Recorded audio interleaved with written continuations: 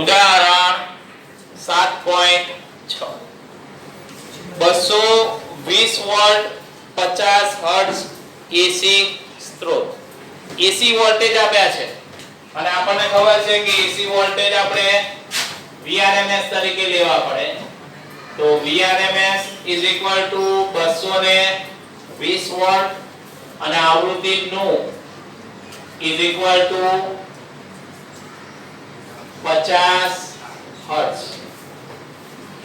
સ્ત્રોત સાથે 200 ઓહ્મ નો અવરોધક એટલે અવરોધ R 200 ઓહ્મ છે એની કિંમત અને 15.0 માઇક્રોફેરેડ એનું કેપેસિટન્સ 15.0 માઇક્રોફેરાડ શ્રેણીમાં જોડવામાં આવેલ છે તો એ પરિપથમાં પ્રવાહ ગણો પરિપથનો પ્રવાહ એટલે IRMS અને IRMS બરાબર VRMS upon Z હવે Z એટલે ઇમ્પિડન્સ માં કયા ઘટકો છે અવરોધ અને કેપેસિટર તો પહેલા આ RC શ્રેણી AC પરિપથ કહેવાય RC શ્રેણી AC પરિપથ માટે પહેલા આપણે ઇમ્પિડન્સ શોધી કાઢીએ ઇમ્પિડન્સ Z બરાબર ઇન્ડક્ટર નથી એટલે માત્ર અવરોધ અને કેપેસિટર છે તો R² XC² જ્યાં XC એટલે કેપેસિટિવ રિએક્ટન્સ શું થાય 1/ωc એટલે કે XC બરાબર 1/2π નું into C તો પહેલા XC શોધવું પડે કેપેસિટિવ રિએક્ટન્સ પછી અહીંયા મૂકીને ઇમ્પિડન્સ Z તમને મળી જાય ઇમ્પિડન્સ Z મળે તો પછી તમને પરિપથમાં પ્રવાહ મળે પરિપથમાં પ્રવાહ IRMS = VRMS upon Z તો આ પરિપથનો પ્રવાહ મળશે ચલો ત્યાર પછી બી વિભાગમાં આપણને એવું કીધું છે કે અવરોધક અને કેપેસિટરના બે છેડા વચ્ચે વોલ્ટેજ RMS વોલ્ટેજ શોધો એટલે તમારે અવરોધના બે છેડા વચ્ચેના વોલ્ટેજ શોધવાના અને કેપેસિટરના બે છેડા વચ્ચેના વોલ્ટેજ પહેલા અવરોધ માટે શોધીએ તો અવરોધકના બે છેડા વચ્ચેના વોલ્ટેજ એ RMS વાળા લેવાના છે તો એને આપણે VR કહીએ તો V બરાબર IR તો VRMS કહેવાય તો = IRMS into R તો આ તમને અવરોધના બે છેડા વચ્ચેના RMS વોલ્ટેજ મળી જાય પછી આપણને કેપેસિટરની બે પ્લેટ વચ્ચેનો વોલ્ટેજ શોધવાનું કીધું છે અને એ પણ RMS તો એ કયો મળે તો એ VC બરાબર તો IRMS into કેપેસિટિવ રિએક્ટન્સ લેવું પડે X મળી જાય ચલો પછી આપણને એવું કીધું છે કે શું આ વોલ્ટેજનો બેઝિક સરવાળો સ્ત્રોત વોલ્ટેજ કરતા વધુ છે જો હા તો આ વિસંગતતાનો ઉકેલ જણાવો એટલે આપણને એવું કીધું છે કે આ બેનો સરવાળો કરી જોવો તો આપણે આ બેનો સરવાળો કરી જોઈએ તો V બરાબર VR plus VC અને = કેટલો આવે છે 310 0.87 વોલ્ટ આવે છે. હવે તમે વિચારો વોલ્ટેજ કુલ વોલ્ટેજ Vrms તો 220 વોલ્ટ છે અને આ બે ઘટકોના બે છેડા વચ્ચેનો વોલ્ટેજ તો બરાબર. અને આપણે આગળ ત્રીજા ચેપ્ટરમાં આવા ઘણા વોલ્ટેજ શોધ્યા, જવાબ તો બરાબર જ આવે. પણ ત્રીજા ચેપ્ટરમાં આપણો પ્રવાહ, આપણું પ્રાપ્તિ સ્થાન ડીસી હતું. ડીસી માટે આ બરાબર છે, ડીસી માટે જવાબ સેમ આવે. જેટલા બે ના છેડા વચ્ચેના વોલ્ટેજોનો સરવાળો એ આપેલા વોલ્ટેજ જેટલો જ થાય. પણ એસી વોલ્ટેજમાં એવું થાય નહીં. એસી વોલ્ટેજમાં તમારે ફેઝર ની રીત વડે પરિણામી વોલ્ટેજ મેળવવો પડે અને ફેઝર ની રીત વાપરો એટલે પરિણામી વોલ્ટેજ કેટલો મળે તો એ v ડબલ ડેશ કહીએ તો is equal to under root vr square plus અને એ nearly equal to 220 વોલ્ટ આવી જશે. એ 220 વોલ્ટ જેટલો મળે બરાબર છે. કેમ કે એસી વોલ્ટેજ છે, એસી વોલ્ટેજમાં આ રીતે સરવાળો કરીને પરિણામી વોલ્ટેજ ના મળે. એસી વોલ્ટેજમાં તમારે શું કરવું પડે? ફેઝરની રીત વાપરીને પરિણામી વોલ્ટેજ મેળવવો પડે. તો અહીંયા આપણે ડાયરેક્ટ સરવાળો કર્યો એટલે જવાબ વધારે આવ્યો. આ રીતે વોલ્ટેજ મેળવ્યા હોય તો જવાબ એનો એ જ આવે. બરાબર. ચલો ત્યાર પછીનો દાખલો જુઓ. ઉદાહરણ 7.7 જુઓ. રકમ જુઓ. વિદ્યુત પાવરના સ્થાનાંતર માટે ઉપયોગમાં લેવાતા પરિપથમાં પાવર ફેક્ટરનું ઓછું મૂલ્ય ટ્રાન્સમિશનમાં મોટો પાવર વ્યય સૂચવે છે. શું કહે છે આપણને કે ધારો કે આ પાવર સ્ટેશન છે, એમાંથી વિદ્યુત પાવર આપણા ઘર સુધી આવે છે.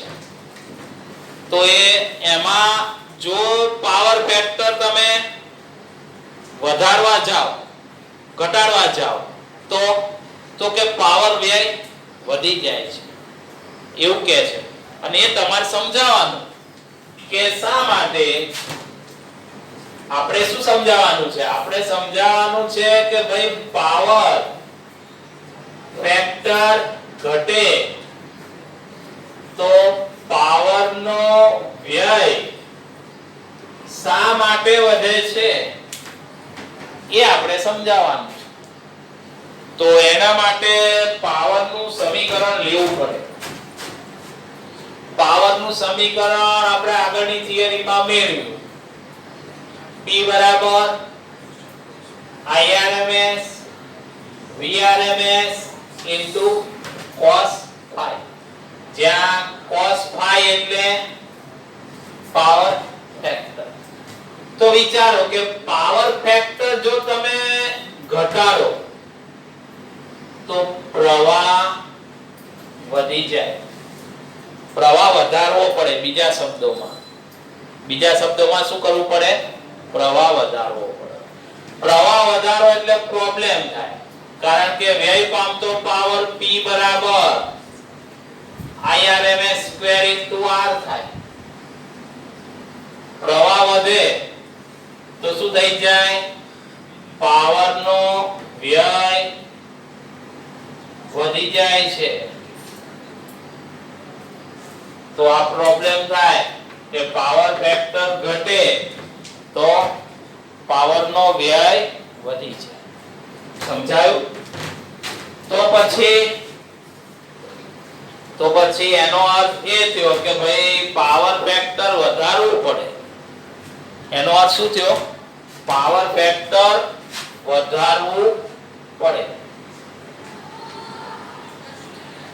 પાવર ફેક્ટર વધારવું જોઈએ. પાવર ફેક્ટર એટલે cos phi. cos phi વધારે એક થઈ શકે. એ બી ક્યારે કણા તફાવત 0 હોય ત્યારે. બરાબર. તો બીજામાં આપણને એવું પૂછ્યું છે કે પરિપથમાં યોગ્ય કેપેસિટન્સ વાળા કેપેસિટરનો ઉપયોગ કરીને ઘણીવાર પાવર ફેક્ટરમાં સુધારો કરી શકાય છે, સમજાવો. એટલે તમને એવું જ આવું જ કીધું છે કે પાવર ફેક્ટરમાં સુધારો એટલે ઘટાડો તો પાવરનો વ્યય વધી જશે. પાવર ફેક્ટરમાં સુધારો એટલે પાવર ફેક્ટર વધારવાનું કહે છે. અને તમને એમ કહે છે કે પાવર ફેક્ટર વધારવા માટે કેપેસિટર કઈ રીતે ઉપયોગમાં આવે. કેપેસિટર એવું તે શું કરશે કે જેથી કરીને પાવર ફેક્ટર વધી જાય. પાવર ફેક્ટર વધી જાય એટલે પાવરનો વ્યય ઘટી જાય. તો એના માટે કેપેસિટર કેવી રીતે મદદરૂપ થાય એ આપણે શોધવાનું છે. એના માટે ફેઝર ડાયાગ્રામ લઈએ. તો ફેઝર ડાયાગ્રામના ઉપયોગની મદદથી આપણને થોડુંક સહેલાઈથી સમજી શકાય. ધારો કે આ વોલ્ટેજ માટેનો ફેઝર ડાયાગ્રામ છે, પ્રવાહ માટેનો ફેઝર, વોલ્ટેજના ફેઝર સાથે કણા તફાવત કેટલો બનાવે? phi જેટલો. વોલ્ટેજના ફેઝર સાથે પ્રવાહના ફેઝરનો કણા તફાવત phi જેટલો. હવે વિચારો કે પ્રવાહના ફેઝરના બે ઘટકો મળશે. એક ઘટક આ દિશામાં મળશે, એને IQ કહીએ, અને બીજો ઘટક આ દિશામાં મળ્યો, જો IP પેરેલલ. તો બીજો ઘટક તો વોલ્ટેજને સમાંતર મળ્યો, બીજા ઘટકના લીધે કણા તફાવત 0 થાય છે. એટલે બીજો ઘટક આપણને આમાં મદદરૂપ થવાનો, કેમ કે બીજો ઘટક વોલ્ટેજને સમાંતર છે. એટલે બીજા ઘટકના લીધે કણા તફાવત phi બરાબર 0 છે. તો એ આપણને પાવર ફેક્ટર વધારવામાં મદદ કરશે. પણ આ ઘટક π/2 કળાએ છે. આ વોટલેસ ઘટક છે. હકીકતમાં કયો ઘટક છે? વોટલેસ ઘટક. તો આ ઘટકના લીધે તમારે પાવર ફેક્ટર વધશે નહીં. આ ઘટક તમને પાવર ફેક્ટર વધારી આપશે, પણ આ ઘટક પાવર ફેક્ટર ઘટાડશે. તો જો તમે કોઈક રીતે આ ઘટકની અસર નાબૂદ કરી કાઢો IQ ની, તો તમે પાવર ફેક્ટર વધારી શકો. બરાબર. અને એ માટે કેપેસિટર વપરાશે. કેમ કે તમે આ પરિપથમાં કેપેસિટરને સમાંતર જોડી દો. કેપેસિટર શું કરે? તો કેપેસિટર માટેનો પ્રવાહ વોલ્ટેજ કરતા કળામાં π/2 જેટલો આગળ હોય. એટલે કેપેસિટર તમે જોડો તો કેપેસિટર માટેનો જે પ્રવાહનો એક ઘટક મળશે વોલ્ટેજ કરતા કળામાં π/2 જેટલો આગળ મળશે. એટલે એ ઘટક સીધો અહીંયા મળી જાય પ્રવાહનો તમને, અને એ આની અસર નાબૂદ કરી નાખશે. એટલે કેપેસિટર સમાંતરમાં જોડવાથી એક વધારાનો પ્રવાહનો ઘટક મળશે જે આ ઘટક IQ ની અસર નાબૂદ કરે છે. પરિણામે તમે પાવર વેક્ટરમાં સુધારો કરી શકો. તો આ જ કારણ છે કે તમે કેપેસિટરની મદદથી પાવર ફેક્ટરમાં સુધારો કરી શકાય. બરાબર. એટલે નવેસરથી રેકોર્ડિંગ કરવાનું છે. નહીં કરવું નહીં થાય. ચલો રકમમાં ધ્યાન આપો. 283 વોલ્ટ મહત્તમ મૂલ્ય, વોલ્ટેજનું મહત્તમ મૂલ્ય એટલે આપણે Vm લઈએ છીએ. તો આપણને કિંમત આપી છે Vm બરાબર 283 વોલ્ટ. તો આના ઉપરથી Vrms મળી જશે આપણને. Vrms બરાબર Vm/√2. એટલે Vrms ની કિંમત એ આપણે જોશે એ લઈ લઈશું. 50 હર્ટ્ઝ આવૃત્તિ વાળો વોલ્ટેજની આવૃત્તિ નું 50 હર્ટ્ઝ આપી છે. સાઇન પ્રકારનો વોલ્ટેજ LCR શ્રેણી પરિપથને લાગુ પાડે છે, જેમાં L, C અને R ની કિંમતો આપેલી છે. અવરોધક 3 ઓહ્મ છે, ઇન્ડક્ટરનું 25.48 મિલી હેનરી છે અને કેપેસિટરનું કેપેસિટન્સ 796 માઇક્રોફેરાડે છે. એટલે આ મિલી અને માઇક્રોને મિલીના બદલે 10⁻³ મૂકીશું, માઇક્રોના બદલે 10⁻6 મૂકી દઈશું. બરાબર. તો એ પરિપથનો ઇમ્પિડન્સ, પરિપથનો ઇમ્પિડન્સ, પરિપથનો ઇમ્પિડન્સ એટલે Z બરાબર √R²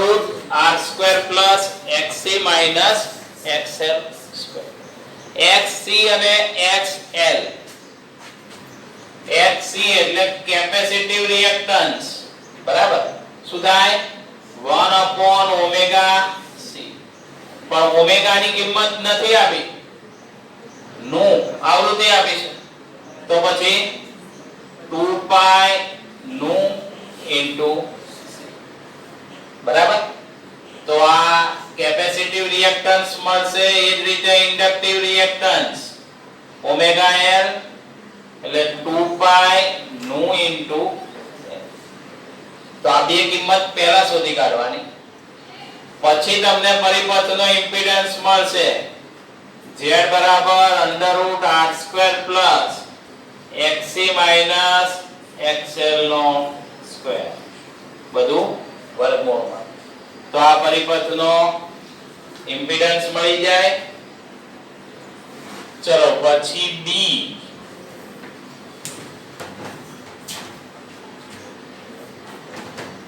સ્ત્રોત વોલ્ટેજ અને પ્રવાહ વચ્ચેનો કયા તફાવત.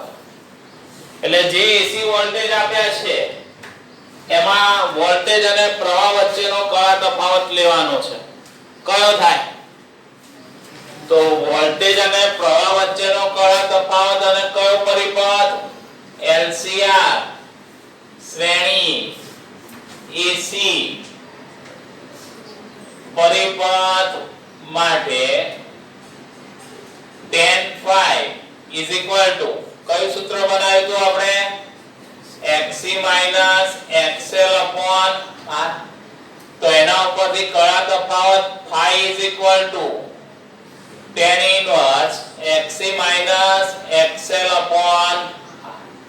કિંમતો મૂકી દઈશું તો આપણને કયા તફાવત મળી જાય. અહીંયા જે કિંમત આવે એના માટે ખૂણો ક્યાં જોઈશું?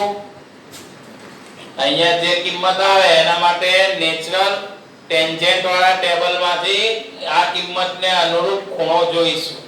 એ આપણા માટે વોલ્ટેજ અને પ્રવાહ વચ્ચેનો કયા તફાવત થાય. ચલો પછી C. પરિપથમાં વ્યય થતો પાવર. પરિપથમાં વ્યય થતો પાવર. તો એ પાવર P બરાબર Irms² R. કેટલો પાવર વ્યય પામે? Irms² Irms ની કિંમત નથી આપણી પાસે, તો પહેલા Irms શોધી કાઢીશું. Irms Vrms/Z. Z આપણે ઇમ્પિડન્સ અહીંયા શોધેલો છે, અહીંયા મૂકીશું. Vrms આપણે પહેલા શોધી કાઢ્યું છે, એટલે આપણને Irms મળી જાય.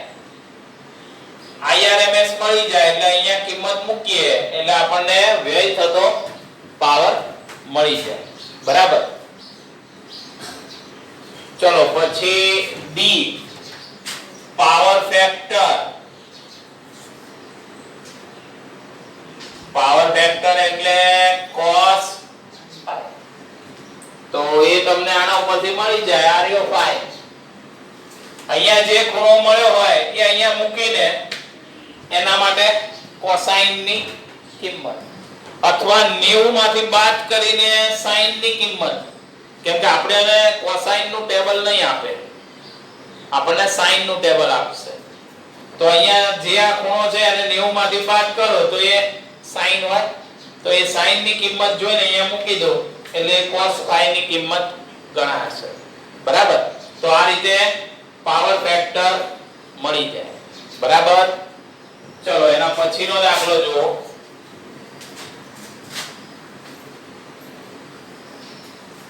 ઉદાહરણ 7.9.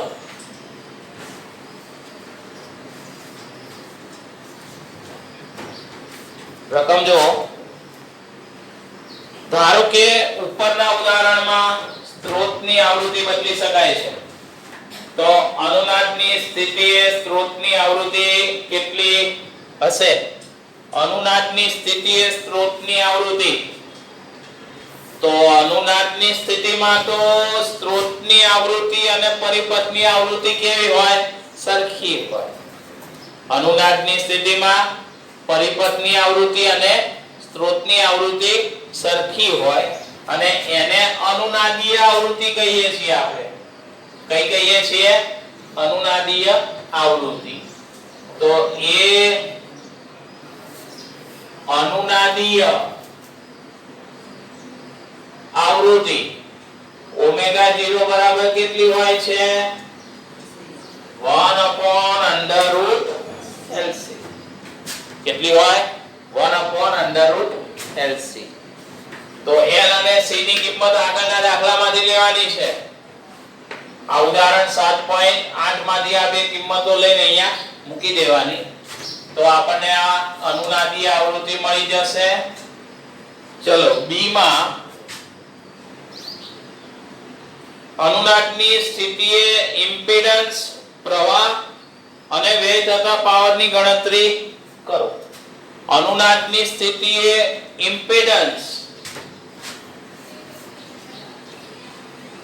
અનુનાદની સ્થિતિમાં તો પહેલા તો અનુનાદની સ્થિતિમાં XC બરાબર XL થાય. બરાબર ને? અથવા આપણે બીજી ભાષામાં એવું કહેતા હતા કે રિએક્ટિવ ભાગ શૂન્ય થાય અનુનાદની સ્થિતિમાં. તો ઇમ્પિડન્સમાં રિએક્ટિવ ભાગ કયો? તો આ XC XL આ રિએક્ટિવ ભાગ છે. આ રીતે જોઈએ તો પણ આ પદ 0 થાય, નહીંતર રિએક્ટિવ ભાગ 0. તો પછી અનુનાદની સ્થિતિમાં ઇમ્પિડન્સ √R² એટલે R જેટલો હોય. કેટલો હોય? R જેટલો. અને આ સ્થિતિમાં પ્રવાહ, આ સ્થિતિમાં પ્રવાહ એટલે IRMS કેટલો હોય? તો એ VRMS/Z હોય આમ તો, પણ અહીંયા Z બરાબર R છે એટલે VRMS/R. બરાબર?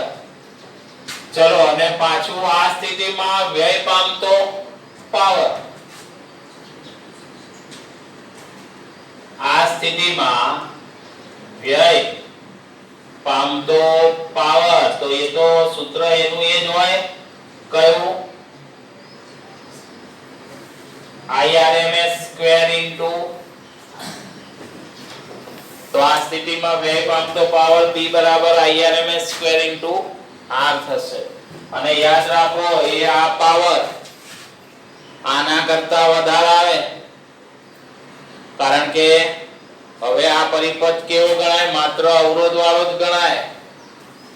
અને માત્ર અવરોધ ધરાવતા AC પરિપથમાં પાવરનો વ્યય કેવો હોય? મહત્તમ હોય. એટલે આ પાવરનો વ્યય વધારે આવશે. બરાબર? ચલો ત્યાર પછી ઉદાહરણ 7.10 જુઓ.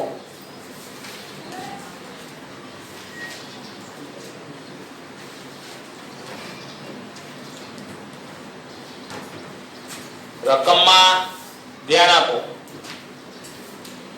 કોઈ એરપોર્ટ પર સુરક્ષાના કારણોસર મેટલ ડિટેક્ટરના દરવાજામાંથી એક વ્યક્તિ પસાર થાય છે.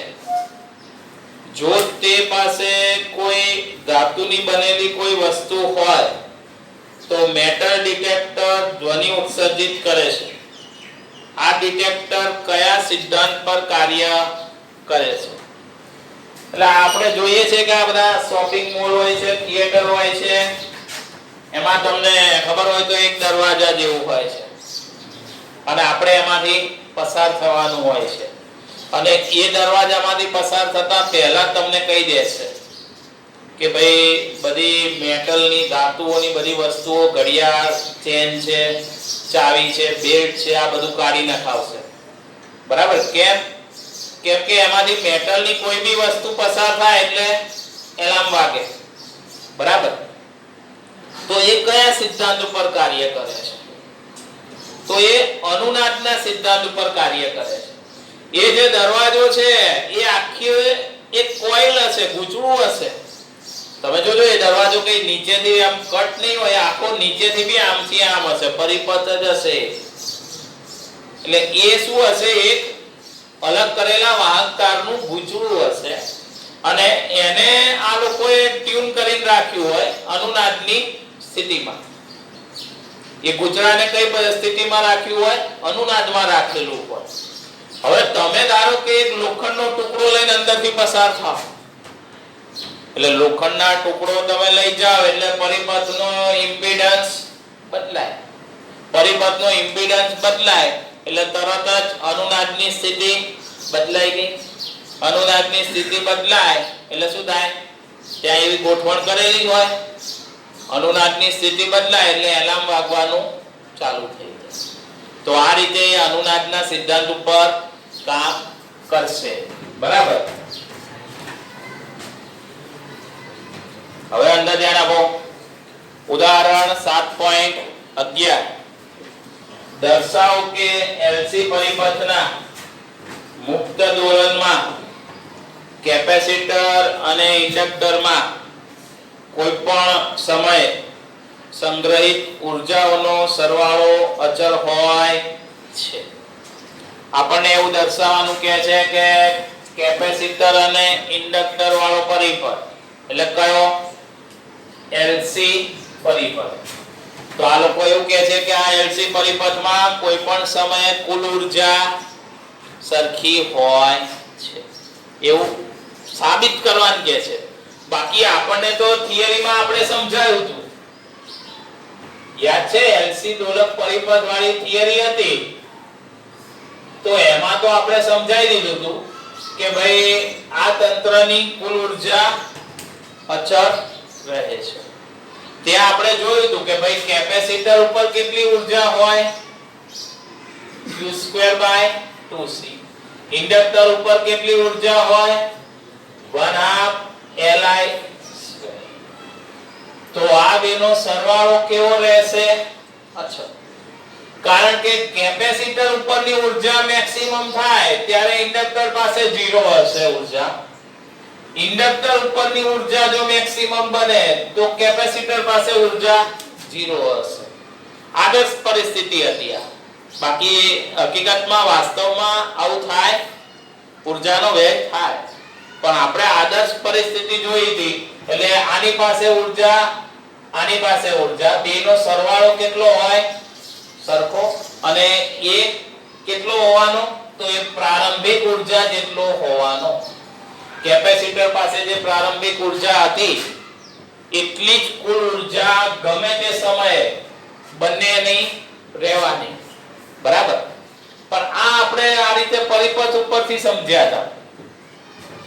હવે આપણે સાબિત કરીને આપવાનું છે કે આવું થશે. બરાબર? હવે એ સાબિતી માટે કેપેસિટર ઉપરનો વિદ્યુતભાર કયો મળ્યો તો? Q = Q0 cos omega t. Capacitor ઉપરનો વિદ્યુતભાર cos વિધેય પ્રમાણે બદલાય છે. તો ઇન્ડક્ટરમાં પ્રવાહ, તો પ્રવાહ I = dq/dt. તો આનું વિકલન કરો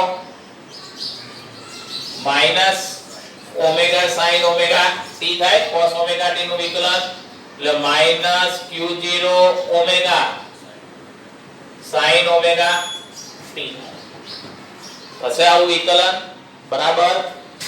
તો આ ઇન્ડક્ટર ઉપરનો પ્રવાહ એ sin ઓમેગા t પ્રમાણે બદલાશે સમય સાથે અને કેપેસિટર ઉપરનો વિદ્યુતભાર એ cos ઓમેગા t પ્રમાણે સમય સાથે બદલાશે. Q0 એ કેપેસિટર ઉપરનો મેક્સિમમ વિદ્યુતભાર છે. કેવો છે? મેક્સિમમ એટલે શરૂઆતમાં ચાર્જ કર્યું ત્યારનો આ વિદ્યુતભાર છે. તો ચલો હવે આ સૂત્ર પ્રમાણે કેપેસિટર ઉપરની ઊર્જા UE બરાબર q2 એટલે આનો સ્ક્વેર થાય q0 square upon 2c cos square omega t આખા પદનો વર્ગ. આ સમીકરણ 1.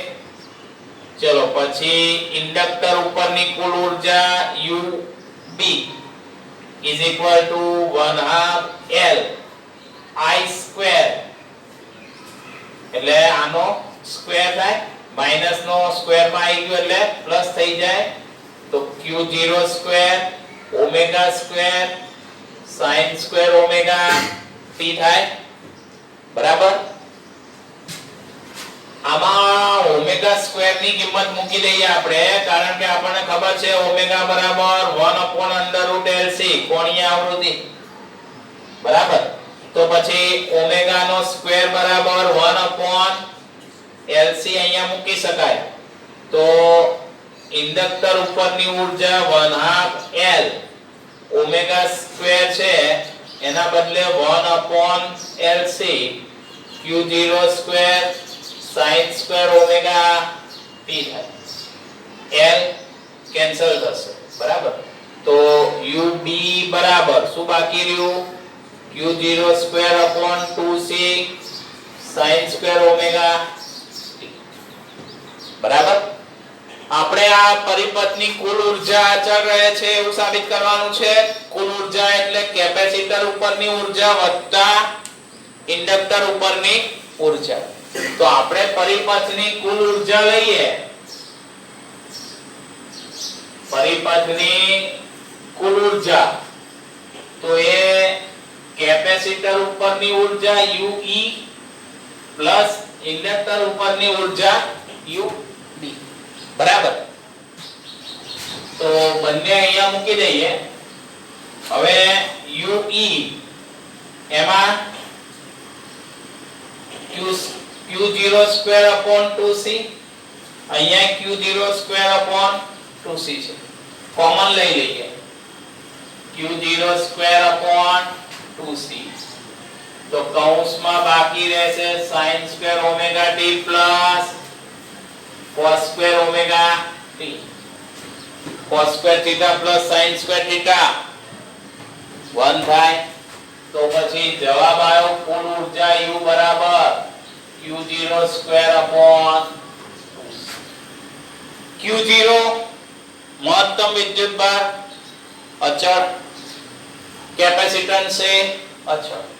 આનો અર્થ એ થાય કે કુલ ઊર્જાનો સરવાળો કોઈ પણ સમયે અચળ હોય.